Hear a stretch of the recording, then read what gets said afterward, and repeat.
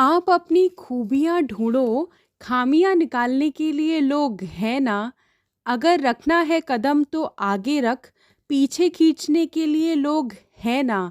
सपना देखना है तो ऊंचा देख, नीचा दिखाने के लिए लोग हैं ना। आप अपने अंदर जुनून की चिंगारी भड़काओ, जलने के लिए लोग हैं ना। प्यार करना है तो खुद से कर, नफरत करने के लिए लोग हैं ना। आप अपनी अलग पहचान बनाओ, भीड़ में चलने के लिए लोग हैं ना। आप कुछ करके दिखाओ, दुनिया को ताली बजाने के लिए तो लोग हैं ना। जी हाँ, इन पंक्तियों को सुनकर आपको भी ये लगता होगा कि हमें अपने अंदर के स्किल्स को और तराशने की ज़रूरत है, क्योंकि जितना भी ज्ञान भंडार है वो हमारे अंदर ही है। हमें लगता है कि ज्ञान बाहर है और हम अध्ययन से उसे अंदर लाते हैं। ऐसा नहीं है। जी हाँ, आपने सही सुना, ऐसा नहीं है। ज्ञान मनुष्य में स्वाभाविक रूप से मौजूद है। कोई भी ज्ञान बाहर से नहीं आता, सब हमारे अंदर ही है। हम सब जानते हैं कि जब भी हम ये कहते हैं मनुष्य कुछ सीखता है, इसका मतलब है कि मनुष्य अपने अंदर उसका आविष्कार करता है, यानी अपने अंदर छिपे हुए उस ज्ञान को अनावृत करता है या प्रकट करता है। न्यूटन ने गुरुत्वाकर्षण का आविष्कार किया, तो क्या वह आविष्कार किसी कोने में बैठकर न्यूटन की राह ताक रहा था? जी नहीं, ऐसा बिल्कुल भी नहीं था। वह उसके मन में था। विश्व का असीम ज्ञान भंडार हमारे मन में है। बाहरी संसार तो हमारे मन को उसका अध्ययन करने के लिए प्रेरित करता है।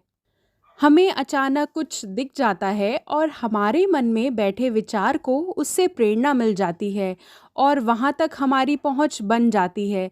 इसलिए समस्त ज्ञान, चाहे लौकिक हो या आध्यात्मिक, मनुष्य के मन में ही होता है। ज्यों ज्यों खोजने की क्रिया बढ़ती जाती है, हमारे ज्ञान की वृद्धि होती जाती है और जिस पर आवरण पड़ा हुआ है वह अज्ञानी रह जाता है।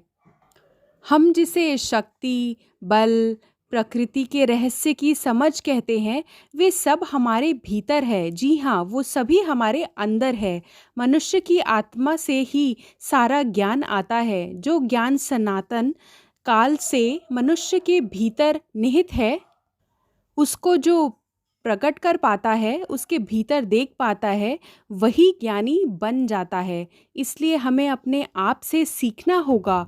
अब हम बाहर के गुरु का महत्व समझते हैं। सुझाव या प्रेरणा देने के कारण वही हैं।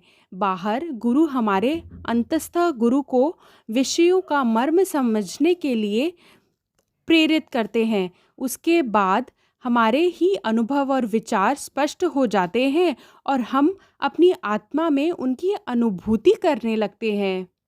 जी हाँ, मनुष्य की आत्मा में अनंत शक्ति निहित है, चाहे वो यह जानता हो या ना जानता हो। इसका जानना, इसका बोध होना ही इसका प्रकट होना है। दिव्य ज्योति बहुतेरे मनुष्य में अवरुद्ध रहती है। वह लोहे के संदूक में बंद दीपक के समान है।